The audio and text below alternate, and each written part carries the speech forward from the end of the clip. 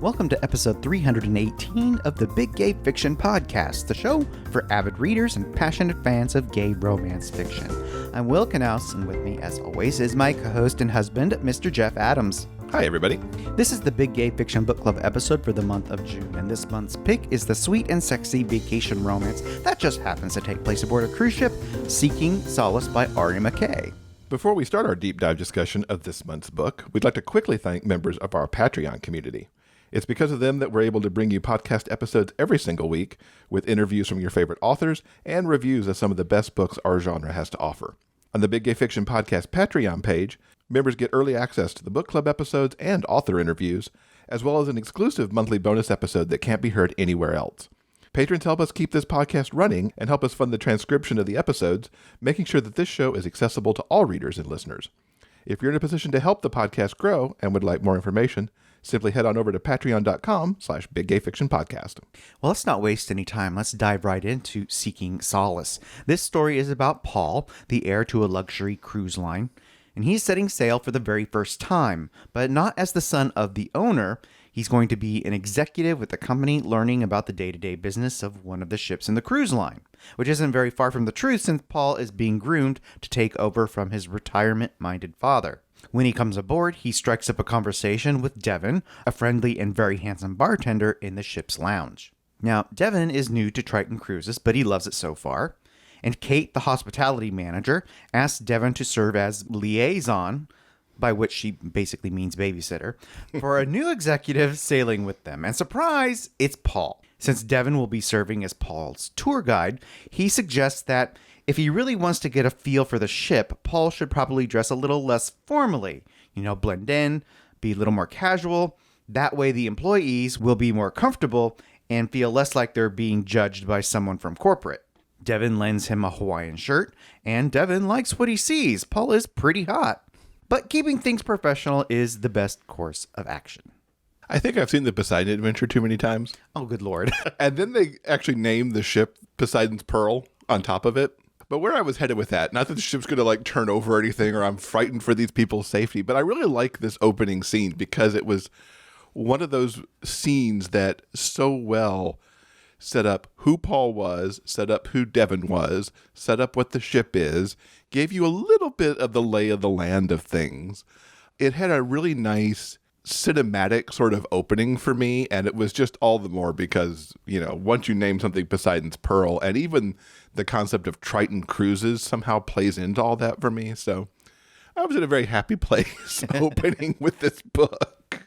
Paul watches as Devin works the bar on the Lido deck, getting an idea of how the crew members take care of their passengers. He even stays and watches as Devin and one of his co-workers, Jill, put on a demonstration of flair bartending. Later, when Devin inquires about Paul taking part in some of the activities at their various Caribbean ports of call, snorkeling and that sort of thing, Paul says that he won't be partaking because he doesn't wear shorts, because he's an amputee and he doesn't like how people react to his prosthetic limb. Devin is sensitive to this, but he also insists that it's Paul's life to live. Screw what anybody else thinks. Devin's good people. I mean, you just get that right off the bat. I mean, he initially is treating this scenario of, as you aptly put it, babysitting corporate. He doesn't even take it that way from the beginning. He's genuinely there to help Paul do his job, to understand what he needs to find out about the ship, how it works and everything. But he's also being genuinely friendly at the same time. And then for him to essentially take the news about the prosthetic leg and be like, you know what, you should just do you and screw these other people who are looking at you askance or giving you grief because of this leg. You deserve the same wearing shorts as anybody else. When the ship docks at Grand Cayman, Paul goes ashore with Devin and they take a moped to the far side of the island to a local place that Devin insists serves the best food on the entire island. Everything about this port of call I enjoyed so much. There's a couple of these in the book, and Ari McKay did such a wonderful job of bringing these places to life. It was like I had gone on a little bit of a vacation myself, and I thoroughly enjoyed that. It makes it the perfect book to read right now. Since this is the June pick, it's perfect for that vacation getaway moment. They sit at a table overlooking the beach and share conch fritters, fried plantains, and some rum punch. After that, they go for a friendly walk on the beach, filling each other in on the basics. Devon is part of a very large family, the Walker clan. Paul, he's an only child. They hunt for seashells while talking about Paul's visit on the ship and his future with the Triton Cruise Line, and how work is no real substitute for having an actual life. And they also discuss a little bit about Paul's shaking confidence, and how it's still an issue after a bad relationship and the car accident that took his leg. Paul's ex was a world-class dick. Let's just put it that way. He can do so much better. Like Devon, for example. There's also some really nice little life messages thrown in here, too. Because at one point, Paul says that what he's doing is what he wants to be doing, and he's not unhappy. But Devon rightly says not being unhappy isn't the same thing as being happy. Words we could all live by, I think. Paul is genuinely enjoying the time that he's spending with Devon, and joins him the next night for a behind-the-scenes peek at what it takes to put together the Midnight Buffet, an event everybody aboard ship looks forward to. With its luxurious displays full of sumptuous food, they observe the chefs prepare everything, and then the food is set up in the dining room for the passengers. In this, I thought was particularly adorable. They unsubtly low-key flirt with each other and get in line with the other passengers to sample all the delicacies.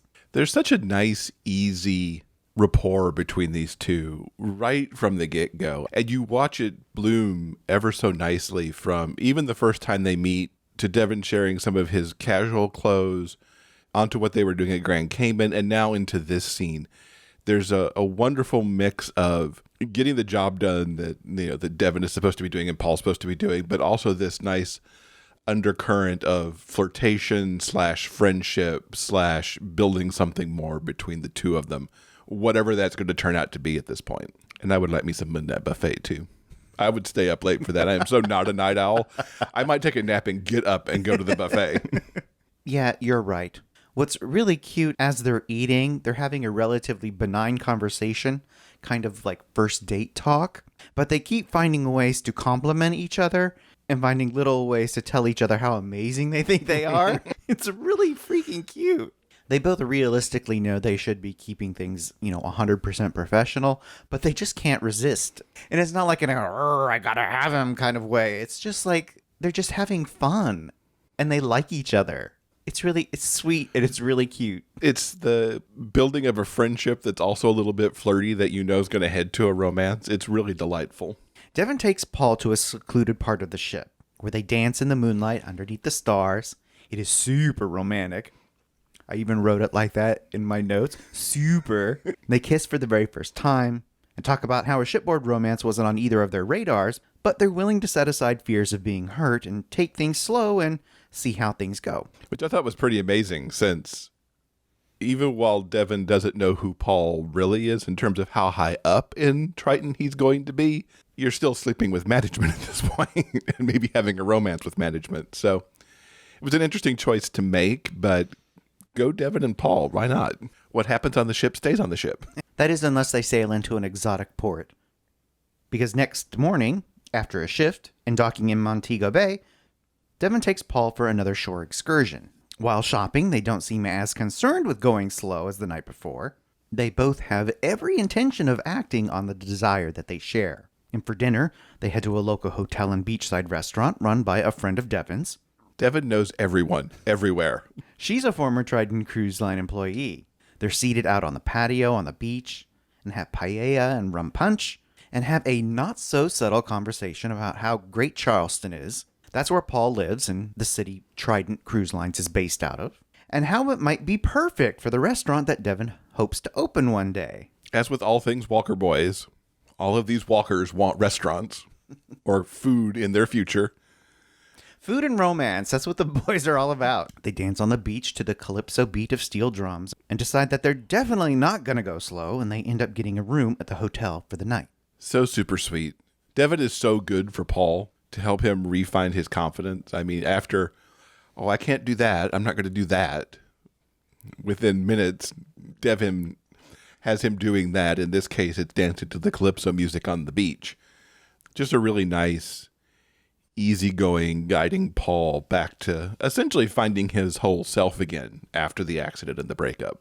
Once in their room, Devon does a sexy striptease and they playfully and erotically explore each other.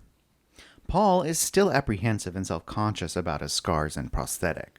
But Devon is kind and reassuring. Paul is everything he could have ever wanted and so much more. The rest of the chapter details every sensuous moment that they share, because it's been a while for each of them, and they are each intent on giving and receiving all the pleasure that they possibly can. And boy, do they succeed. This might be the most sensual of the sex scenes we've seen in the Walker Boys books. It's just so sweet and so wonderful and so exploratory, and just, it's fireworks that are both subtle yet massively intense at the same time. I really enjoyed this scene. The next morning, Paul slips out to a tourist shop to buy a change of clothes, including pairs of shorts for each of them. Paul is in the mood to go to the beach, and while lounging in the sand, he opens up about the car accident that took his leg, and how he now feels like he's living instead of just existing. It was mean, though, to have that moment of horror of like, oh my God, he's gone. I've screwed up.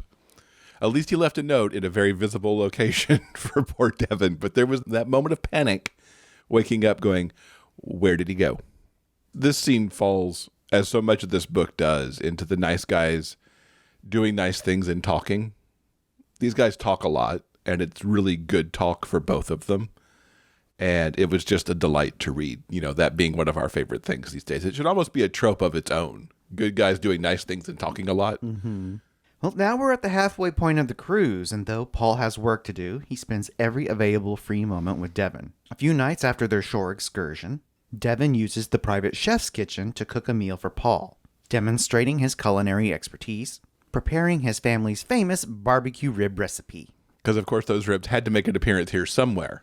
He tells tales of his hometown while he cooks, and Paul wonders what it would be like to be serious enough with Devon to warrant meeting the extended Walker clan. It's a ballsy move, asking to come meet the family this early in the relationship. But this doesn't scare Devon off. He would love to take him. A few days later, they awaken in each other's arm. The ship has docked in Galveston, which means that the cruise is over. They each have work to do now that the ship is back in port, and they reluctantly part ways with plans to meet up later at the hotel room Paul plans to get for the evening. After helping passengers with debarkation, Devon meets with Kate, remember her from the beginning of the book.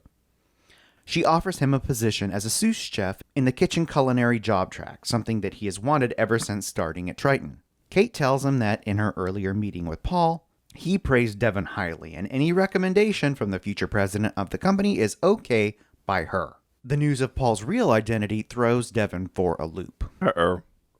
There's a conversation they should have had while they were talking about all kinds of other things. I just groaned when that happened. It's like, oh, you shouldn't have said that. He can't believe Paul didn't tell him the truth.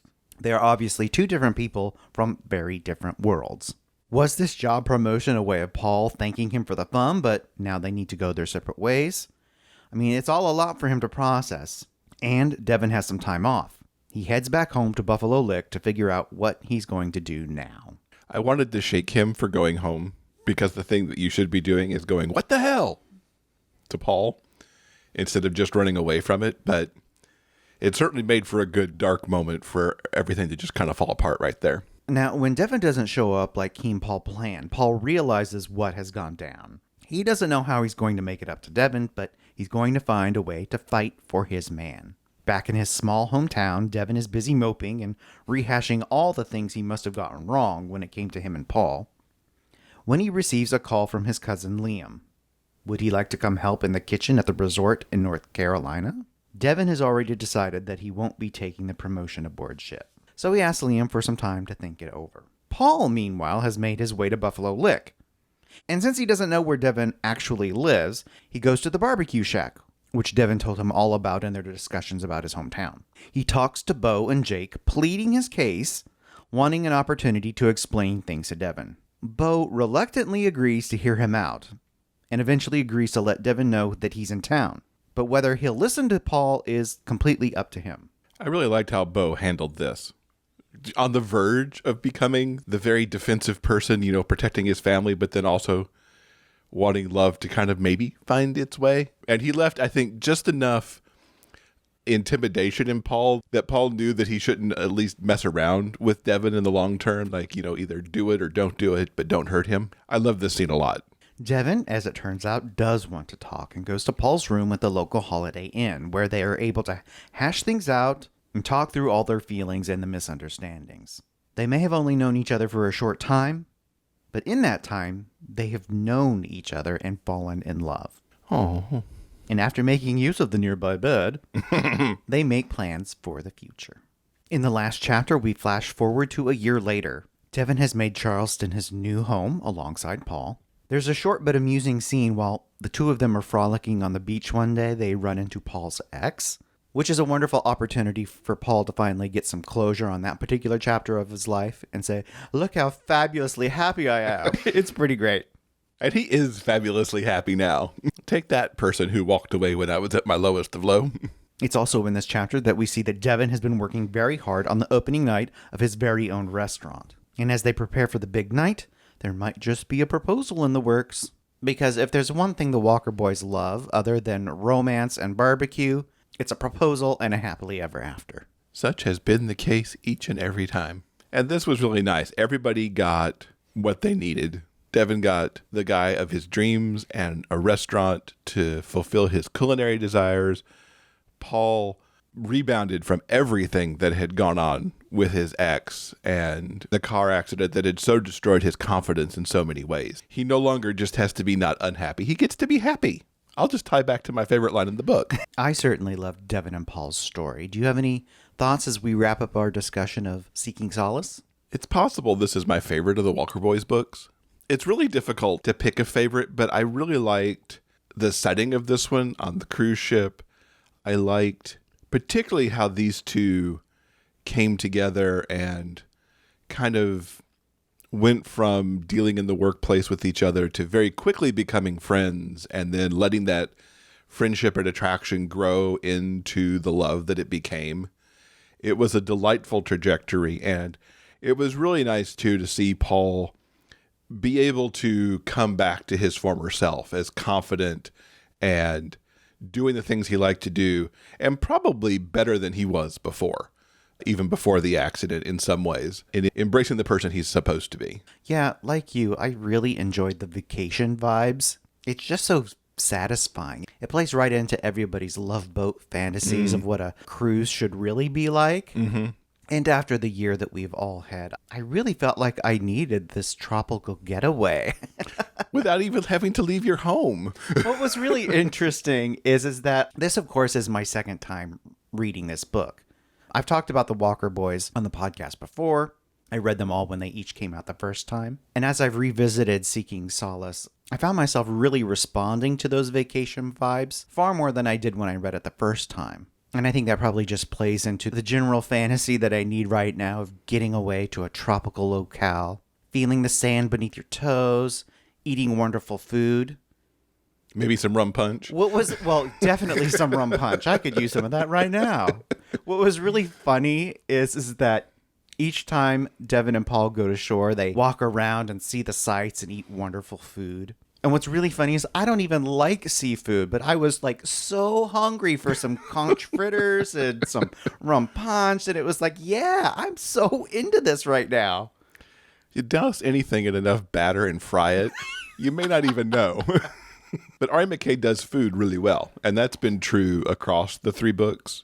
So it's not surprising they could get you into conch fritters. Yeah, wonderful food is a through line through each of the books in this particular series. And as I was thinking back to the books that we've read over the last couple of months, I don't think I have a particular favorite because I think each book satisfies a specific trope in its own romantic way. In the first book, Striking Sparks, that was the story of Bo and Jake and all the emotions that they had to work through while competing in a televised barbecue competition. And what I loved about that particular book is it really leaned into the second chance aspects of their relationship, as well as the enemies to lovers things that they were working through, while at the same time trying to cook and win this competition for various reasons.